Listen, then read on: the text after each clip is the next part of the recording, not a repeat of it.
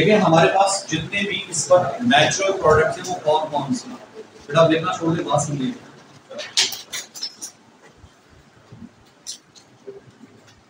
हमारे पास जो natural products हैं उसमें सबसे बड़ा इस्तेमाल अगर आप देखें तो हम सुई गैस के नाम से करते हैं पाकिस्तान में। सुई गैस को दुनिया भर में सुई गैस नहीं कहते, we call them natural gas. और नेचुरल गैस जो होती है उसमें सिर्फ मीथेन, पाकिस्तान में इसे कहते हैं बलूचस्तान सुई के मुकाम से।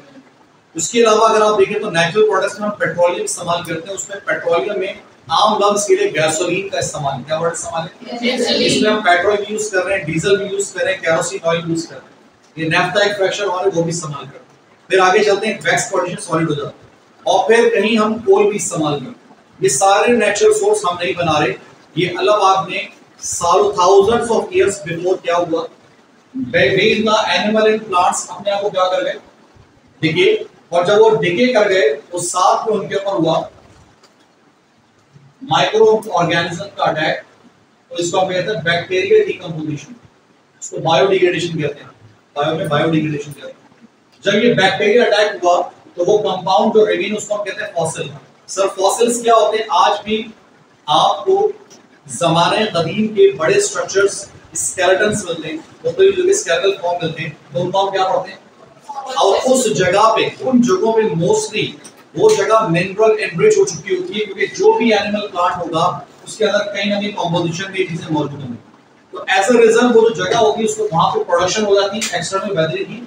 एक्सटर्नल वेदरिंग का मतलब ये होता है टेम्परेचर बढ़ रहा है, प्रेशर बढ़ रहा है, पानी आ रहा है, तो वो फॉसिल फिर अपने आप को अंदर ही कन्वर्ट करते हैं फॉसिल फ्यूल।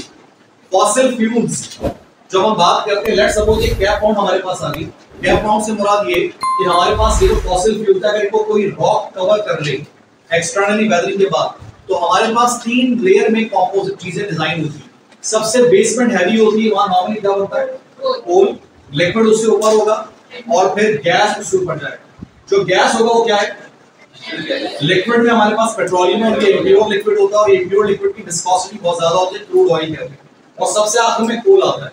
ये जो नेचुरल गैस होती है एग्जैक्ट वो चीज है जो हम सुई गैस के तौर पे इस्तेमाल कर रहे हैं, और इसका 90% मीथेन होता है, और मैं मीथेन डिस्कस करके आ चुका हूं, 90 to 95% मीथेन होता है, बाकी अदर गैसेस होती है। और इसी तरीके से दुनिया भर में जहां पर मीथेन नेचुरली ना है, नहीं मिल रही, तो फिर वो किसी और मेथड से बनाते हैं, तो नेचुरली हासिल कर रहे हैं। मीथेन बनाने की और भी बायोगैस भी तरीके का है। फिर पेट्रोलियम, जब पेट्रोलियम निकालने से कि आप इराक, ईरान और सऊदी की बात करें, हम एक लफ्ज कहते हैं वहां तेल के बड़े कुएं उनके पास मौजूद है, वो क्या करते हैं वहां ड्रिल करते हैं, अच्छा ड्रिल जब करते हैं तो इम्प्योर कंपाउंड वहां से निकलते हैं, इसको पेट्रोलियम कहते हैं। पेट्रो कहते हैं रॉक को, और ओलियम कहते हैं ऑयल को, तो वो ऑयल जो रॉक से निकल के आ रहा है। और सेडिमेंटेशन आपको समझ आ रही होगी कि सबसे डेंस सॉलिड होगा, फिर लिक्विड होगा, फिर ऊपर गैस कंटेंट आएगा। सो राइट नाउ जब इम्प्योर लिक्विड आपके पास आया, इसको मजीद प्यूरिफाई करने के लिए टेक्निक का अप्लाई करते हैं, fractional distillation at different. Sir boiling point क्यों, क्योंकि इसकी स्टेट क्या है, लिक्विड है या सॉलिड है, और लिक्विड को आप अलग करते हैं बॉइलिंग पॉइंट की टेक्निक के ऊपर। जब हीट देंगे तो पहले वेपर्स बनेंगे, ठीक है, जब वेपर्स बनेंगे तो पहले उसका वेपर बनेगा, उसका वो गैसियस कंटेंट बनाएगा, इसका मास कम होगा, वो पहले अलग हो जाएगा, वो गैस फॉर्म में निकल रहा है, उसे आप दोबारा कंडेंस करें, कंडेंस कहते हैं ठंडा करना, ताकि दोबारा लिक्विड फॉर्म में आए। तो इस तरीके से यहाँ प्यूरिफिकेशन करते हैं। इस प्यूरिफिकेशन को कहते हैं आम लफ्जों में रिफाइनिंग। क्या कहते हैं, जितना रिफाइंड प्रोडक्ट होगी उतनी इसकी प्रोडक्ट ज्यादा होगी। मिसाल के तौर पे एक पेट्रोल मार्केट में अवेलेबल और एक हाई ऑक्टेन के नाम से अवेलेबल है, कॉस्ट किसकी ज्यादा होती है, हाई ऑक्टेन की ज्यादा होती है। क्यों ज्यादा होती है भाई, वो ज्यादा अच्छी नॉकिंग कर रहा है, ज्यादा अच्छी क्वांटिटी होता है, और वो बेहतर रिफाइन है। एक होता है केरोसिन ऑयल, आमतौर पे जहाजों का जो फ्यूल होता है जेट फ्यूल, वो केरोसिन ऑयल होता है, उर्दू में कहते हैं मट्टी का तेल।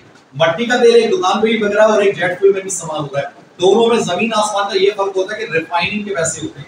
जो जेट फ्यूल है उसमें हाईली रिफाइंड कंटेंट डाला जाता है, अनरिफाइंड नहीं डाला जाता है। हम जो लोकली इस्तेमाल करते हैं कहीं सॉल्यूशन में, कहीं पेट बनाने में, वो लोकल इस्तेमाल कर रहे हैं, अनरिफाइंड भी, कम रिफाइंड भी तो चलेगा, लेकिन यहाँ पर हम उसको हाईली प्यूरिफाइड रिफाइन करते हैं। सब आप ये ड्रिल करके निकालते हैं, बॉटम पे क्या मिलेगा, कोल की पहली फॉर्म क्या कहलाती है, पीच, लिग्नाइट, बिटुमेन, एंथ्रासाइट। पहली क्या कहलाती है, पीच, लिग्नाइट, बिटुमेन, एंथ्रासाइट। और ये कन्वर्जन कैसे होती है, हाई टेम्परेचर प्रेशर बढ़ता चला जाता है तो पीच लिग्नाइट में कन्वर्ट हो जाता है, लिग्नाइट बिटुमेन और बिटुमेन कहां चलाता है, एंथ्रासाइट। इन सब में ये जो कोल है ना, और बिटुमेन कोल, ये सबसे ज्यादा हमारी सड़क रोड जो हमारा बनता है, रोड कारपेटिंग, डामर डलता है, आपने देखा होगा, वो बिटुमेन कोल होता है, वो बिटुमेन कोल होता है, उसके थ्रू बनाते हैं। और ये जो एंथ्रासाइट ये वाला कोल है, आमतौर पे बर्निंग ऑफ पावर स्टेशन होता है। किसी जमाने में ऐसा भी होता था, अभी आपने सुना होगा कि सिंध के अंदर हमारे पास थर्ड पोल निकला, थर्ड पोल, वहां पे हम बिजली बनाने का पूरा प्रोजेक्ट चला रहे हैं, तो वहां जो हमारे पास थर्ड पोल का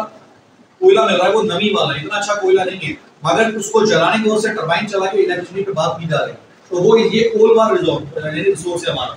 अब जरूरी नहीं है कि किसी जगह पे नेचुरल प्रोडक्ट तीनों एक साथ मिले, कहीं एक प्रोडक्ट मिलेगा, कहीं दूसरा मिलेगा, कहीं तीसरा मिलेगा, इसीलिए जो कंपनीज होती है वो ड्रिल करती है और ड्रिल करके चेक करती है हमारे पास सोर्स क्या मिल गया है, ठीक है, कहीं पर गैस अवेलेबल होगी, कहीं पर पेट्रोलियम अवेलेबल हो गया और कहीं पर आपको कोल के रिजर्वॉयर्स मिल गए, थर्ड कोल मिल गया, थर्ड कोल में ये मिल रहा है, मेरी बात को समझ रहे हैं, थर्ड कोल में ये मिल रहा है, सुई गैस में ये, बलूचिस्तान में ये वाली एरिया आपको मिल रहा है, और पेट्रोलियम हमारे पास इतना प्रोडक्शन नहीं है, जैसे आप गल्फ कंट्री से या सऊदीया की अगर बात करें उसके बाद ये रिसोर्स बहुत ज्यादा मौजूद है, तो अलग अलग जगहों पे सेडिमेंटेशन अलग अलग होती है, और ये थाउजेंड्स ऑफ ईयर का मौजूद है। आज हमें नहीं पता, इंसान की तकलीफ तो बहुत बाद में हुई ना, उससे पहले जमीन के ऊपर, पूरा अर्थ के ऊपर तो बहुत से और जानदार थे ना, जिसमें आमतौर पे अगर लिविंग ऑर्गेनिज्म की बात करते हैं तो प्लांट एनिमल से तो बड़ी, जिसको हम डायनासोर कहते हैं, उसकी तस्दीक कैसे हुई हमारे पास, उसकी तस्दीक तो उनके स्केलेटन से हुई। तो ये सारा प्रोसेस जो होता है ये थाउजेंड्स ऑफ ईयर का प्रोसेस होता है, ये हमने नहीं पढ़ा, ये कहलाता है नॉन रिन्यूएबल, तो हम सिर्फ इस्तेमाल कर रहे हैं, खुदा की दी हुई नेमतों को इस्तेमाल करते हैं, तो इससे ब्लैक गोल्ड भी कहते हैं आमतौर पे, क्योंकि ज़ेरे ज़मीन निकलता है। अब यहाँ पे क्रूड ऑयल निकलता है, ये नेचुरल गैस है, ये रिफाइंड बात नहीं, उसको रिफाइन की जाती है, तो मैंने आपको पूरी कंडीशन बताई। अब एग्जाम में जो सवाल बनता है कि ब्रीफली एक्सप्लेन, इसको डिफाइन करें, तो नेचुरल सोर्सेज का सवाल है वो तीन हेडिंग पे डिफाइन होता है, नेचुरल सोर्सेज तीन है, पहला क्या है, दूसरा क्या है और तीसरा क्या है, ओ ये पूरा जवाब ऐसे भी मैं किताब से हाईलाइट करवाऊंगा। फिर दूसरी एक हेडिंग मैंने आपके सामने क्या, डिस्टिलेशन ऑफ, इस कोल को मजीद हम डिस्टिलेट करते हैं, मजीद डिस्टिलेट करते हैं और उससे हम फर्दर प्रोडक्ट्स निकालते हैं। फिर एक और हेडिंग मैंने आपके सामने क्या लिखी, रिफॉर्मिंग ऑफ, सर आपने रिफॉर्म को भी, रिफॉर्म एक अलग बात है, यहाँ जो लफ्ज मैं इस्तेमाल कर रहा था फ्रैक्शनल डिस्टिलेशन से, वो रिफॉर्म नहीं हो रहे, बल्कि क्या हो रहे हैं, रिफाइन हो रहे हैं। आपको रिफॉर्म क्या है, तो बेटा सुने, कुछ ऐसे प्रोडक्ट्स होते हैं जिनको हम बना लेते हैं मगर उनका यूजेज इतना ज्यादा नहीं होता, तो हम उनको स्लाइड चेंज करके कहीं ना कहीं किसी जगह पे ऐसी टेक्निक इस्तेमाल करते हैं वो अपने आप को रिफॉर्म करें, रिफॉर्म करके यूटिलाइज करें, होते वही है, टोटल फॉर्मूला सेम होता है। उसके बाद अगली हेडिंग मैंने क्या लिखी, कैरेक्टरिस्टिक ऑफ ऑर्गेनिक कंपाउंड, हम सब जानते हैं, पढ़कर रहे, सैचुरेटेड भी होते हैं, अनसैचुरेटेड पोलर भी है, नॉन पोलर पार्टिकल्स में ज्यादा होता है, ये फायर को इजीली क्या करते हैं, कैच करते हैं, जैसे मीथेन फायर कैच करती है, ठीक, इसके अंदर आइसोमर बनते हैं, बहुत सी बातें हम डिस्कस करके आ चुके हैं ऑलरेडी किताब में, तो अब आपको अंदाजा हो रहा होगा इस चैप्टर के हम डिस्कशन को बहुत करके आ चुके हैं, अब सिर्फ आपको हाईलाइट करके क्वेश्चन लिखवा के आंसर आपको हाईलाइट करवाना है ताकि आप अपनी लर्निंग शुरू करें। चैप्टर 3 4 ऑलरेडी मैं पिछली बार बता चुका था आपको। उसके बाद हमारे पास अगला लास्ट टॉपिक सबसे इंपॉर्टेंट क्या है, ये सुन लिया नहीं बात, अब तक हम कार्बन के दो इलेक्ट्रॉन घटता लगाते हैं, डायमंड और डायमंड के बारे में जानते हैं कि वो नॉन कंडक्टर है, ग्रेफाइट के बारे में क्या है ना, क्यों कंडक्टर है, किसको वजह पता है, ये समझ रहे हैं पॉइंट। कार्बन जो होता है इसके आउटर मोस्ट में कितने इलेक्ट्रॉन होते हैं, अगर ये चारों बॉन्ड्स क्रिएट कर ले तो कोई इलेक्ट्रॉन फ्री नहीं बचा, किसी चीज में करंट पास करने का पोटेंशियल जो होता है वो फ्री इलेक्ट्रॉन या फ्री एनसी होता है, फ्री इलेक्ट्रॉन या इसके अगर चार इलेक्ट्रॉन है, चारों बिजी हो गए, तो ये जो स्ट्रक्चर मैं आपके सामने लिख रहा हूं रफली, ये स्ट्रक्चर इन जनरल कहलाता है किसका, किसका स्ट्रक्चर है, इसके बरस जो ग्रेफाइट होता है वो देखें, ग्रेफाइट का जो एक कार्बन है, बॉन्ड इसके भी, इलेक्ट्रॉन इसके भी कितने होंगे, लेकिन देखिए बॉन्डिंग कैसे होती है, स्ट्रक्चर देखिएगा, इसका बॉन्ड इस तरह से बनता है, 1 2 और 3, कितने इलेक्ट्रॉन यूज करेंगे इसमें, 3, चौथा इलेक्ट्रॉन इसका फ्री रह जाता है, और जिस कार्बन का इलेक्ट्रॉन फ्री रह जाए, फ्री, वो कंडक्टर मेटल की तरह काम करना शुरू कर देता है। तो ग्रेफाइट ये जो होते हैं, मैं आपको पूरा स्ट्रक्चर बना रहा हूं, इसका स्ट्रक्चर कुछ इस तरह से होता है, हेक्सागोनल रिंग होती है, जैसे मैंने बेंजीन की किसी जमाने में आपको शायद बनाई हो गया हेक्सागोनल, और अगर गौर करें तो मैं हर एक के बॉन्ड कितने कितने निकालूंगा, कितने कितने बॉन्ड निकालेंगे, 1 2 3 1 2 3, इसका मतलब 3 इलेक्ट्रॉन एंगेज कर दिए, चौथा इलेक्ट्रॉन सबका मैं ड्रॉप कर रहा हूं, छोड़ रहा हूं, वो चौथा इलेक्ट्रॉन अगर मैं फ्री फॉर्म में बना दूं तो मुझे स्टूडेंट एक बात बताइए, ये जो 6 कार्बन के रिंग है इसमें हर कार्बन के पास एक फ्री इलेक्ट्रॉन आ गया, तो ये बिहेव कर जाएगा एज ए कंडक्टर, और वो नॉन कंडक्टिंग इंसुलेटर के तौर पे रहेगा, इलेक्ट्रॉन की कैपेसिटी फ्री होती है। सर तीसरी फॉर्म अब आपने क्या लिखी, ये न्यू इलेक्ट्रॉनिक फॉर्म किसकी, कार्बन की, ये इससे पहले जब डिस्कवर नहीं हुई थी तो हम इतनी डिटेल नहीं आते थे, सर ये डिटेल है क्या, बाकी बॉल्स की फॉर्म है, मैं स्ट्रक्चर बता रहा हूं, किताब में बना होगा, बात क्लियर हमने, इसमें रिंग कुछ इस तरह से होते हैं, कितने गौड़ा बना है, 5 या 6, 5, अब हर कॉर्नर को अगर मैं यहाँ एक कार्बन दे दूं, 1 2 3 4, ठीक है, और बॉन्ड कितने कितने होंगे बेटा? बॉन्ड 3 होंगे, देखें 1 2 3 इसके बॉन्ड, 1 2 3 इसके बॉन्ड, 1 2 3 इसके बॉन्ड, सबके 3 बॉन्ड आपके पास ऑलमोस्ट बन गए। एक रिंग के सराउंड, ये 5 कार्बन गिरेंगे ना, इसके सराउंड में मजीद 6 कार्बन का स्ट्रक्चर चल रहा होगा। कितने का? 6 कार्बन। अभी मैं आपके सामने ड्रॉ करूंगा। इस तरह ये रिंग्स बनती है और रिंग के बाद एक बॉल बन जाती है। इस वजह से इसकी डिस्कवरी हुई, उसका नाम दिया बकी बॉल्स। और बकी बॉल किसकी एलोट्रॉप है? और इनके अंदर भी इलेक्ट्रॉन फ्री है, इनके अंदर भी इलेक्ट्रॉन फ्री है, क्योंकि 3 बॉन्ड बन रहे हैं। तो ये भी गुड कंडक्टर होगा या बैड कंडक्टर होगा? इलेक्ट्रिसिटी के कंडक्टर बने। और अब ये हो रहा है कि जितने भी हमारे इलेक्ट्रिकल वायर्स हैं कॉपर के खासकर, उनको रिप्लेस कर रहे हैं हम ग्राफीन वायर से। नाम क्या इस्तेमाल कर रहा हूं? ग्राफीन। और ग्राफीन वायर बनाने के लिए पहले ग्राफाइट यूज होता था, अब बकी बॉल्स के लेवल को भी इस्तेमाल कर रहे हैं, ठीक है। और जब इसको इस्तेमाल करना भी, नासा जितना अपना इलेक्ट्रॉनिक इक्विपमेंट बना रहा है वो सारा का सारा मोस्टली किसी चीज से बना रहा है कि वो ग्राफीन वायर को इस्तेमाल कर रहा है। खास बात क्यों कर रहा है सर? मेटल क्यों नहीं कर रहा? मेटल तो गुड कंडक्टर होता है, कॉपर ही कर लेगा। उसकी वजह ये कि मेटल कभी ना कभी जाके किसी न किसी हालत में कोरोजन कर जाता है।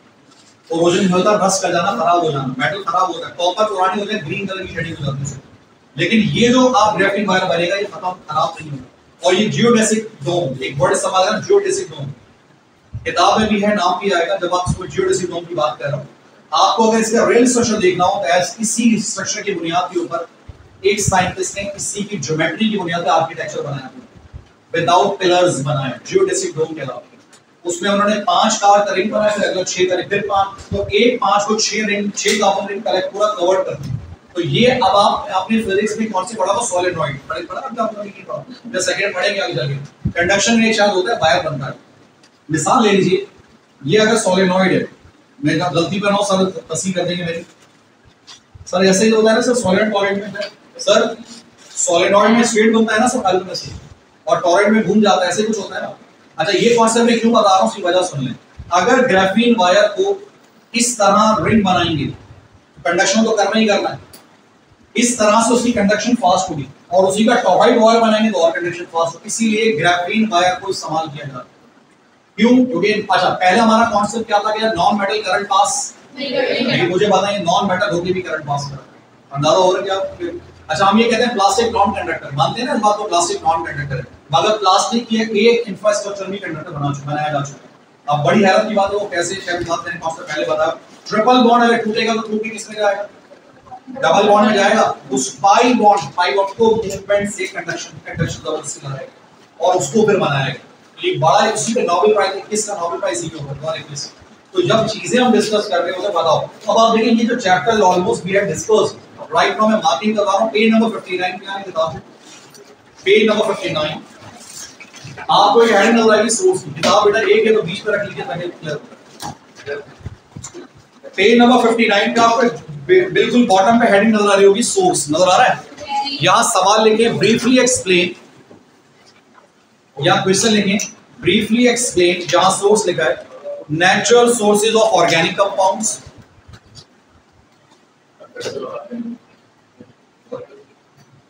जहां वर्ड सोर्स लिखा है वहीं सवाल लिख लें briefly explain natural sources of organic compounds. अब ये सवाल डिटेल है, माइट पॉसिबल सब सेक्शन सी के अंदर आपको ये 8 मार्क्स का ऐड। अच्छा, इसमें कितने पॉइंट डिफाइन होने चाहिए थे? मैंने कहा 3। कौन कौन? नेचुरल गैस, कोल और पेट्रोलियम। अब जरा देखें नीचे सोर्स की एक हेडिंग है, वो जर्नल पैराग्राफ है, सामने पेज, ये सोर्स का पूरा पैराग्राफ लेके सामने पेज पर आइए, टॉप पे पहली हेडिंग क्या नजर आ रही है? Fossil remains. मेरे ख्याल में फॉसिल का पूरा कॉन्सेप्ट मैं आपको डायग्राम में समझा के आ चुका हूं। फॉसिल रिमेन्स, ये इसकी बात कर रहा है। लेकिन फॉसिल रिमेन में अगर आप देखें तो इस पैराग्राफ में वो आपको समझा रहा है कि फॉसिल्स बने कैसे। पूरा पैराग्राफ पढ़ेंगे, यही लिखा होगा कि एनिमल या प्लांट्स ये दिखे होंगे, बैक्टीरिया डिकम्पोजिशन होगी, नतीजे में फॉसिल से फॉसिल फ्यूल बनेंगे, हाई टेम्परेचर प्रेशर होगा और फिर वो ये कंडीशन में डेवलप हो जाएंगे। ये पूरी बात यहाँ लिखी है। उसके नीचे अगर आप देखें तो सबसे पहले उन्होंने जो ऊपर हेडिंग दी है 3 बातें बता दी, एक डायग्राम बनी हुई, इस डायग्राम में कोल की कितने पॉइंट्स बताएं? पहला पॉइंट देखिए क्या लिखा हुआ, पीच, दूसरा लिग्नाइट, तीसरा और चौथा एंथ्रासाइट। मेरी डायग्राम बना लेंगे तो बात भी समझ आ जाएगी। Nobody will draw the diagram, किसी को डायग्राम ड्रॉ नहीं करनी, सिर्फ इसका आपने स्केच बना देना नेम के साथ। या अगर ऐसे भी लिख देंगे तो बात समझ आ जाएगी कि सर ने ये बात समझाई। तो आपने सोर्स का पूरा पैराग्राफ लिया, फॉसिल रिमेन्स का पूरा पैराग्राफ आपने लेना है, उसके नीचे कोल आ गया। अब कोल की पूरी इंफॉर्मेशन जो मैंने आपको बताई है, इसको इन्होंने वर्डिंग में बयान किया हुआ है, जो मैंने आपको इंफॉर्मेशन बताई। ये पूरा पैराग्राफ लीजिएगा, जहां तक लिखा हुआ प्रोसेसेस, केमिकल प्रोसेसेस, ये सेक्शन सी का सवाल बनेगा और ये डिटेल आएगा लिखने का। पेज टर्न करें। डायग्राम नहीं ड्रॉ करनी, सिर्फ आप साइकिल बना दिएगा नेम के साथ। जी आपने करना ये है, मैं रिपीट कर रहा हूं, फॉसिल रिमेन का पूरा पैराग्राफ, दोनों पैराग्राफ, डायग्राम ड्रॉ नहीं करेंगे, सिर्फ आप सर्किल बना देंगे ऐसे करके, जो मैंने बताया नेम्स के साथ। हाई टेम्परेचर हाई प्रेशर देखें बढ़ता जा रहा है, सब में चेक करिए, हो रहा हाई टेम्परेचर हाई प्रेशर। उसके बाद अगली हेडिंग कौन सी भाई, कोल का पूरा पैराग्राफ नीचे तक ले, प्रोसेसेस तक। डायग्राम वाला एरिया मत लिखना, टेबल 3.1 नहीं लिखना है, प्रोसेसेस तक। उसके बाद आगे चलें, आपको एक चार्ट नजर आ रहा हो, है ना, आपने हर एक की कोई एक प्रॉपर्टी लेनी, आसान खुद से प्रॉपर्टी सेलेक्ट कर लें, एक प्रॉपर्टी लिख दीजिए भाई। अगर बड़ा पॉइंट लिखा है उसको शॉर्ट करके एक प्रॉपर्टी बना दो। पीट की एक प्रॉपर्टी, लिग्नाइट की एक प्रॉपर्टी, विटामिन की एक प्रॉपर्टी और एंथ्रासाइट, ईच प्रॉपर्टी 1। बात समझ आ गई। उसके नीचे हेडिंग कौन सी नजर आ रही है, पेट्रोलियम। ये आ गया, देखो नेचुरल, ये आ गया। उन्होंने कोल पे बात की थी, कोल के बाद किस पे बात कर रहे हैं, पेट्रोलियम। मैंने कहा था प्योर है इम्प्योर है, इम्प्योर है, इसको रिफाइन करेंगे। सारा पॉइंट्स पैराग्राफ में लिखा होगा, ठीक है। जो बात मैंने एक्सप्लेन की, पूरा पैराग्राफ लीजिए। उसके बाद जी दोनों पैराग्राफ सामने पेज पर आइए। नेचुरल गैस, नेचुरल गैस में जितनी बात मैंने डिस्कस की है, और इसमें ये बात भी मेंशन हुई है कि पहली बार जो गैस हमारी डिस्कवर हुई वो सुई के मुकाम से बलूचिस्तान में, वो मेंशन है। दोनों पैराग्राफ आपने कंप्लीट यहाँ पे इसके ले लें। और एट द एंड सिंध के अंदर भी लिखा हुआ है, सिंध के अंदर भी कुछ जगहों पे गैस डिस्कवर हुई है बलूचिस्तान के अलावा, वो पैराग्राफ में दिया हुआ। तो दोनों पॉइंट। अब आप ये सवाल should be section C, 8 marks का पूरा एक सवाल बनेगा। जहां आपने सवाल लिखा है ना, वहां लिख दें आगे 8 marks.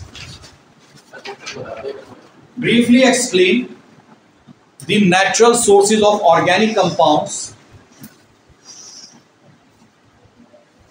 briefly explain the natural sources of organic compounds। Clear हो गया पॉइंट।